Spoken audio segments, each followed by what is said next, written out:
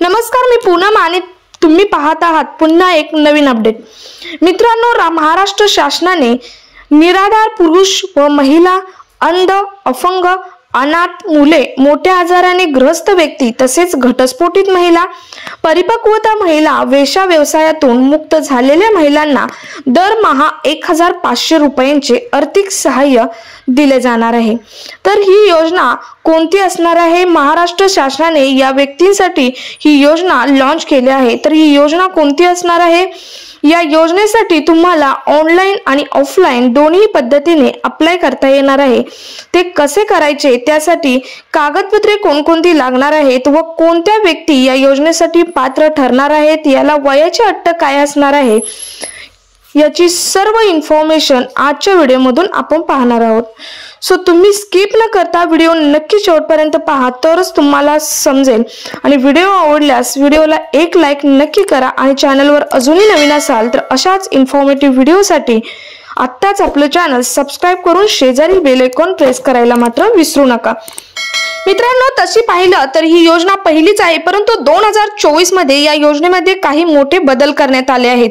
तर हे बदल कोणते असणार आहेत ते आपण या व्हिडिओमधून पाहणारच आहोत, परंतु इन डिटेल ही योजना नक्की काय आहे ही पाहणार आहोत। मित्रांनो, या योजनेचे नाव आहे संजय गांधी निराधार योजना।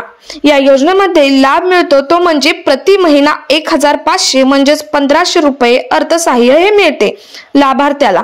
लाभार्थी हा महाराष्ट्र राज्याचे स्त्री व पुरुष असेल तर हा लाभ मिळतो। तसेच महाराष्ट्र शासनाचे उद्दिष्ट आहे यामागील ते राज्यातील निराधार व्यक्तींना आर्थिक सहाय्य करणे। तर आता या योजनेचा अर्ज आहे तो तुम्ही ऑनलाइन ऑफलाइन दोन्ही पद्धतीने करू शकता। तो कसा करायचा हे आपण व्हिडिओच्या शेवटी पाहणारच आहोत। त्याआधी आपण पाहूयात की संजय गांधी निराधार योजनेचे महाराष्ट्र शासनाचे नक्की उद्दिष्ट काय आहे। ही योजना लॉन्च करण्यामागे उद्दिष्ट काय आहे, तर राज्यातील निराधार व्यक्तींना दरमहा आर्थिक सहाय्य देऊन त्यांना मदत करणे। त्यानंतर त्यांचं दुसरं उद्दिष्ट आहे ते म्हणजे राज्यातील निराधार व्यक्तींचे जीवनमान सुधारणे।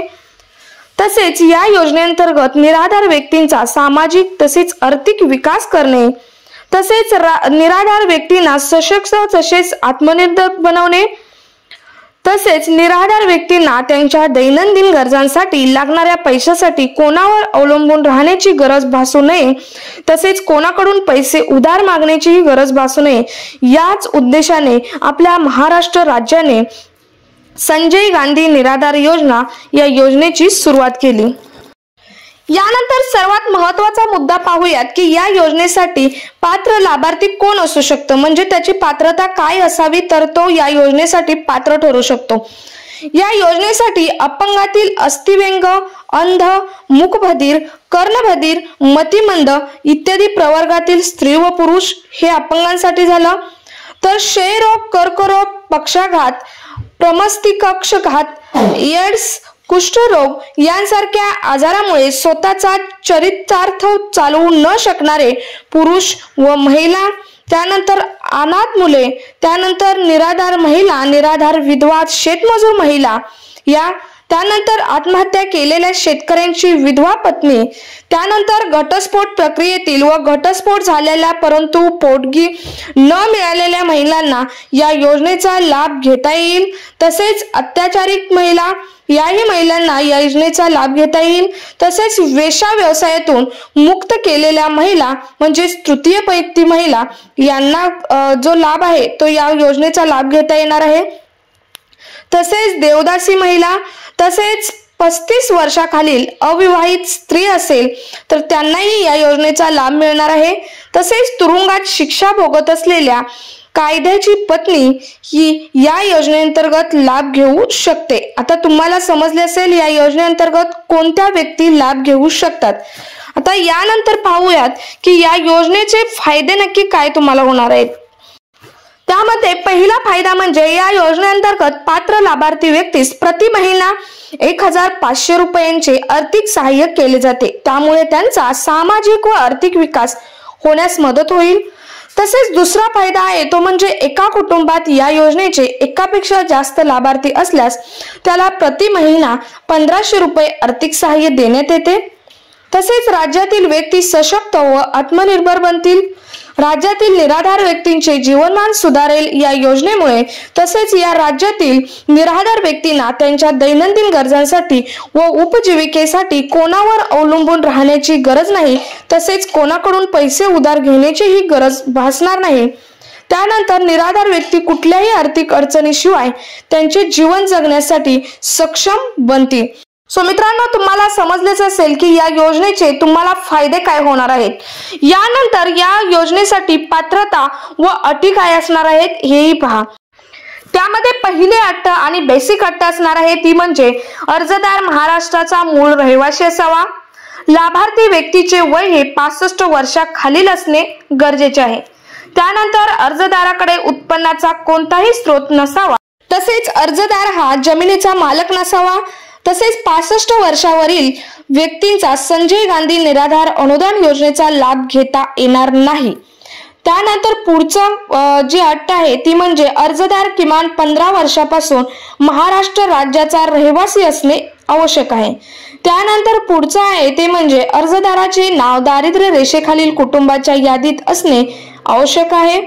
त्यानंतर पुढची अट आहे ती म्हणजे लाभार्थीची मुले 21 वर्षाची होईपर्यंत किंवा नोकरी मिळेपर्यंत यामध्ये जे अगोदर घडेल तोपर्यंत लाभार्थी व मुलांना लाभ देण्यात येईल। मुलाला नोकरी मिळाल्यानंतर मुलाचे व कुटुंबाचे उत्पन्न विचारात घेऊन लाभार्थीची पात्रताही ठरवण्यात येईल।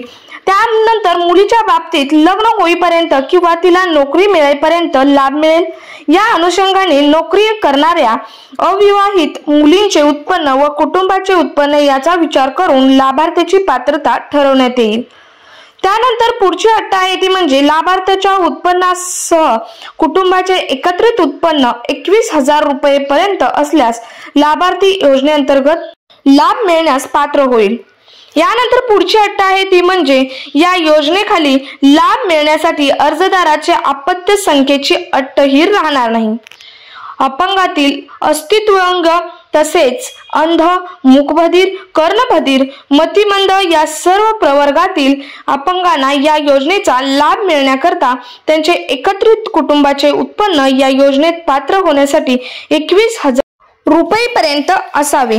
त्यानंतर पुढची अट आहे अस्थिव्यंग, अंग, मूकबधीर, कर्णबधीर, मतिमंद यांच्या अपंगत्वाबाबत अपंग व्यक्ती अधिनियम 1995 मधील तरतुदीप्रमाणे निर्णय होतील आणि यांचा 40% अपंगत्व असलेल्या व्यक्तीस या योजनेचा लाभ घेता येईल। त्यानंतर पुढची अट आहे शारीरिक छळवणूक झालेला अथवा बलात्कार झालेल्या अत्याचारी स्त्रियांच्या बाबतीत जिल्हा शल्यचिकित्सक व महिला बालविकास अधिकाऱ्याचे प्रमाणपत्र तसेच बलात्कार संबंधात पोलीस ठाण्यामध्ये गुन्ह्याची नोंद झाल्यास ही महिला ही या योजनेस पात्र ठरणार आहे। त्यानंतर पुढचे आहे ते म्हणजे घटस्फोट प्रक्रियेतील स्त्रिया ज्या पती पत्नीने कायदेशीर घटस्फोट मिळवण्यासाठी न्यायालयाकडे अर्ज केला आहे परंतु घटस्फोट मिळण्याची अंतिम कार्यवाही झालेली नाही, अशा कालावधीत पतीपासून वेगळ्या राहणाऱ्या स्त्रियांनी रीतसर घटस्फोट मिळवण्यासाठी न्यायालयाकडे केलेल्या अर्जाची सत्यप्रत व पतीपासून वेगळी राहत असल्याबद्दल संबंधित गावच्या तलाठी व ग्रामविकास यांनी दिलेल्या व तहसीलदारांनी सांक्षित केलेल्या प्रमाणपत्र सादर करणे आवश्यक राहणार आहे, तरच ही व्यक्ती यासाठी पात्र असणार आहे। त्यानंतर पुढचा अट आहे ती म्हणजे वेश्या व्यवसायातून मुक्त केलेल्या स्त्रियांच्या बाबतीत महिला व बालविकास अधिकाऱ्यांचे अशा महिलांना वेश्या व्यवसायातून मुक्त केल्याचे प्रमाणपत्र व तिला शासनाच्या अन्य योजनेचा कोणताही लाभ मिळाला नाही अशा वेश्या व्यक्तीला या योजनेचा लाभ घेता येणार आहे। त्यानंतर पुढचं म्हणजे अनाथ मुले-मुली म्हणजेच आई वडील मृत्युमुखी पडल्यामुळे अनाथ झालेली व अनाथ आश्रमात न राहणारी मुले-मुली यांना हा लाभ मिळणार आहे। तसेच आई वडील मृत्युमुखी पडल्यामुळे अनाथ असल्याबद्दल तलाठी व ग्रामसेवक यांचे व संबंधित बालविकास अधिकारी यांचे प्रमाणपत्र आवश्यक राहणार आहे। यानंतर पुढचं म्हणजे विधवा ज्या स्त्रीच्या पतीचे निधन झाले आहे अशा स्त्री या योजनेखाली लाभ मिळवण्यास पात्र असणार आहेत। आता पतीचे निधन झाल्याबद्दल संबंधित ग्रामपंचायत व नगर परिषदेच्या मृत्यू नोंदणी वहीतील उतारा सादर करणे यासाठी आवश्यक राहणार आहे। यानंतर संजय गांधी निराधार अनुदान योजनेमध्ये लाभ मिळवण्यासाठी जमीन आहे किंवा नाही याचा विचार न करता उत्पन्न मर्यादा 21,000पेक्षा कमी असणे हे आवश्यक आहे। त्यानंतर शासनाच्या अन्य कोणत्याही योजनेखाली नियमित मासिक आर्थिक लाभ घेत असलेली व्यक्ती विशेष सहाय्याच्या या योजनेखाली लाभ घेण्यास पात्र राहणार नाही। एखाद्या लाभार्थी मरण पावल्यास त्याला दिले जाणारे आर्थिक सहाय्य देण्याचे बंद करण्यात येईल। हा बदल झाला आहे 2024 मध्ये। त्यानंतर लाभार्थी मृत्यू पावलेल्या दिनांकास आर्थिक सहाय्याची काही थकबाकी निघत असल्यास मृत्यूच्या दिनांकापर्यंतचा हिशोब करून ती योग्य प्रमाणात लाभार्थीच्या उत्तरजीवी व्यक्तीला म्हणजेच त्याच्या पत्नी, तिचे पती किंवा कायदेशीर वारसाला ही देण्यात येणार आहे। सो मित्रांनो, तुम्हाला या योजनेसाठी पात्रता व अटी काय असणार आहेत ते समजलेच असेल। अपंगांसाठी काय असणार आहे, विधवा महिलांसाठी काय असणार आहे, वेश्या महिलांसाठी काय असणार आहे, अनाथ मुलांसाठी काय असणार आहे, याची सर्व इन्फॉर्मेशन तुम्हाला समजलीच असेल। यानंतर पुढे पाहूयात आपण की या योजनेसाठी कागदपत्रे म्हणजे डॉक्युमेंट्स कोणकोणती लागणार आहेत। पहिलं म्हणजे सर्वांप्रमाणेच सर्व योजनांप्रमाणेच ओळखपत्राचा पुरावा म्हणजेच ओळख पुरावा। त्यामध्ये काय असेल तर चालेल, अर्जदाराचा फोटो, ओळखीचा पुरावा पारपत्र, तसेच पॅन कार्ड, आधार कार्ड, मतदान ओळखपत्र, निमशासकीय ओळखपत्र यातील कोणताही एक पुरावा असेल तरी ओळखपत्र म्हणून चालेल। त्यानंतर पत्त्याचा पुरावा म्हणून ग्रामसेवक, तलाठी, मंडळ निरीक्षक यांनी दिलेला रहिवासी असल्याबाबतचा दाखला किंवा कोणत्याही न्यायालयाने दिलेला रहिवासी दाखला ही ग्राह्य धरण्यात येणार आहे।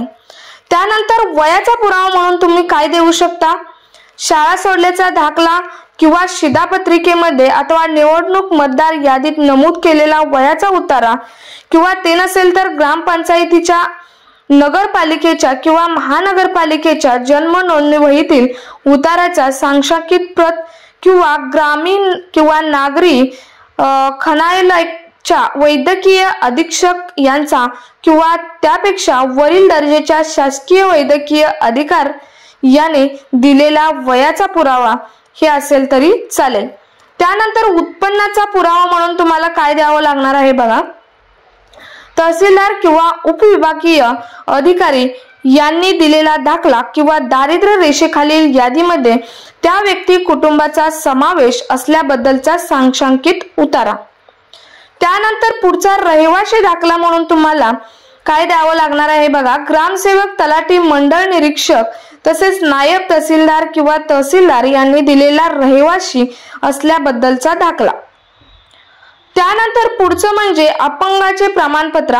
ही कागदपत्रे फक्त अपंगांसाठी असणार आहे। त्यामध्ये अस्थिव्यंग, अंध, मूकबधीर, कर्णबधीर, मतिमंद यांचे अपंगाबाबतचे अपंग व्यक्ती अधिनियम 1995 मधील तरतुदीप्रमाणे जिल्हा शासकीय चिकित्सक यांचे प्रमाणपत्र किंवा असमर्थतेचा किंवा रोगाचा दाखला किंवा जिल्हा शल्य चिकित्सक जे आहेत त्यांचे शासकीय रुग्णालयाचे वैद्यकीय अधीक्षक यांनी दिलेला दाखला असेल तरी चालेल किंवा कोणतेही सरकारी किंवा निमसरकारी किंवा निवासगृहाचा अंतर्वासी नसल्याबाबतचा दाखला असेल तरी चालेल किंवा तहसीलदार किंवा ग्रामसेवक किंवा तलाठी यांच्या शिफारशीवरून दिलेला दाखला असेल तरीही चालेल किंवा महिला व बालकल्याण अधिकारी यांनी दिलेला दाखला असेल तरी चालेल। यातील कोणतेही एक डॉक्युमेंट्स अपंगांकडे असेल तरीही या योजनेसाठी तो अपंग पात्र ठरू शकतो।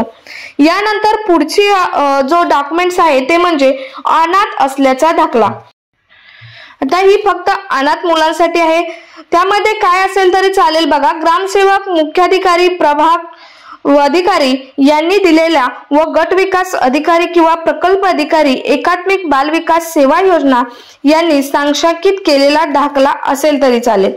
त्यानंतर पुढचं म्हणजे अर्जदार महिलेच्या पतीस शिक्षा झाल्याबद्दल माननीय न्यायालयाच्या आदेशाची प्रत, तसेच घटस्फोटित महिलांसंदर्भात पोटगी न मिळणाऱ्या महिला घटस्फोटासाठी न्यायालयीन आदेश, तसेच पतीचे निधन झाल्याबद्दल संबंधित ग्रामपंचायत, नगर परिषद, महानगरपालिकेच्या मृत्यू नोंदवहीतील उतारा, तसेच तलाठी व ग्रामसेवक यांना संयुक्त दाखला तसेच शहरी भागासाठी तलाठी किंवा नगरपालिका किंवा महानगरपालिकेचे कर निरीक्षक यांनी दिलेले प्रमाणपत्र, तसेच या योजनेत विहित केलेल्या उत्पन्न मर्यादेपेक्षा कमी पोटगी मिळणाऱ्या महिला घटस्फोटांसाठी न्यायालयीन आदेश आणि पतीने द्यावयाच्या देखभाल रकमेचा पुरावा असणे गरजेचे आहे।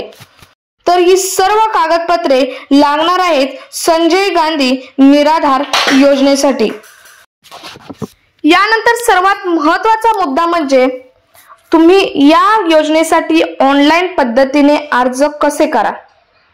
तर पाहूयात ऑनलाईन पद्धतीने अर्ज कसा करायचा। पहिल्यांदा अर्जदाराला सर्वात प्रथम अधिकृत वेबसाईटवर जावं, म्हणजे शासनाची जी अधिकृत वेबसाईट आहे त्याच्यावर जावं लागेल। तर त्यानंतर होम पेजवर नवीन युजर येथे क्लिक करावं। क्लिक झाल्यानंतर आता तुम्हाला पर्याय 1 आणि पर्याय 2 असे दोन पर्याय म्हणजे दोन ऑप्शन दिसतील। पर्याय 1 वर क्लिक करावे लागेल। त्यानंतर तुम्हाला तुमचा जिल्हा निवडावा लागेल। त्यानंतर मोबाईल नंबर टाका व गेट OTP वर क्लिक करा। तुमच्या मोबाईल नंबरवर OTP येईल। OTP टाकल्यानंतर तुम्हाला युजर ID आणि पासवर्ड बनवावा लागेल। युजर ID आणि पासवर्ड बनल्यानंतर तुम्हाला लॉग इन करावे लागेल। ही झाली फर्स्ट स्टेप लॉग इन पर्यंत। त्यानंतर स्टेप 2 काय सांगायचे बघा, काय करायचे तर आता तुम्हाला होम पेज वर जाऊन युजर नेम, पासवर्ड आणि कॅप्चा टाकून लॉग इन करा। त्यानंतर स्टेप 3 करा, ती म्हणजे लॉग इन झाल्यावर तुमच्या समोर एक पेज ओपन होईल। त्या पेजच्या डाव्या बाजूला सामाजिक न्याय व विशेष सहाय्य विभाग दिसेल, त्याच्यावर तुम्ही क्लिक करा आणि तुमच्या समोर एक पेज ओपन होईल। त्यामध्ये विशेष सहाय्य योजना वर क्लिक करा आणि आता तुमच्या समोर आवश्यक कागदपत्रांची माहिती दिसेल। आता तुमच्या समोर संजय गांधी निराधार योजनेचा अर्ज दिसेल। त्यामध्ये तुम्हाला विचारलेल्या सर्व माहिती भरून सोबत आवश्यक कागदपत्रे अपलोड करायची आहेत आणि सबमिट बटनावर क्लिक करा। अशा प्रकारे तुमची संजय गांधी निराधार योजनेअंतर्गतची अर्ज प्रक्रिया पूर्ण होईल। अर्ज सबमिट झाल्यानंतर तुम्हाला 33 रुपयांचे पेमेंट करायचे आहे आणि पेमेंट झाल्यावर तुमचा अर्ज 30 दिवसांसाठी मंजुरीसाठी तहसील कार्यालयात जाणार आहे। परंतु 30 दिवसानंतर देखील तुमचा अर्ज मंजूर न झाल्यास तुम्हाला तुमच्या सर्व कागदपत्रांसह तहसील कार्यालयात जाऊन सर्व कागदपत्रे जमा करायची आहेत व अर्ज मंजूर करायचा आहे। ही झाली ऑनलाईन प्रोसेस संजय गांधी निराधार योजनेसाठी। त्यानंतर ऑफलाईन प्रोसेस कशी करायची तर संजय गांधी निराधार अनुदान योजनेचा लाभ घेण्यासाठी अर्जदाराला तो राहत असलेल्या ठिकाणाच्या जिल्हा अधिकारी कार्यालय व किंवा तहसीलदार किंवा तलाठी कार्यालयात जाऊन संजय गांधी निराधार योजनेचा अर्ज घ्यावा व अर्जात विचारलेली सर्व माहिती योग्य प्रकारे भरून आवश्यक त्या कागदपत्रांची झेरॉक्स प्रत जोडून अर्ज सदर कार्यालयात जमा करावा। अशा पद्धतीने तुम्हाला ऑफलाईन अर्ज भरता येईल। दोन्ही पद्धतीने मी तुम्हाला अर्ज भरण्याची प्रक्रिया सांगितली आहे। ऑनलाईन ऑफलाईन यासाठी कागदपत्रे कोणती लागणार आहेत, कुठला व्यक्ती या योजनेचा लाभ घेऊ शकतो। सो मित्रांनो, हा व्हिडिओ जास्तीत जास्त निराधार व्यक्तींपर्यंत शेअर करा आणि तुम्ही अजूनही आपल्या चॅनलवर जर नवीन असाल तर चॅनल सबस्क्राइब करून शेजारील बेल आयकॉन प्रेस करायला मात्र विसरू नका। तोपर्यंत जय हिंद, जय महाराष्ट्र।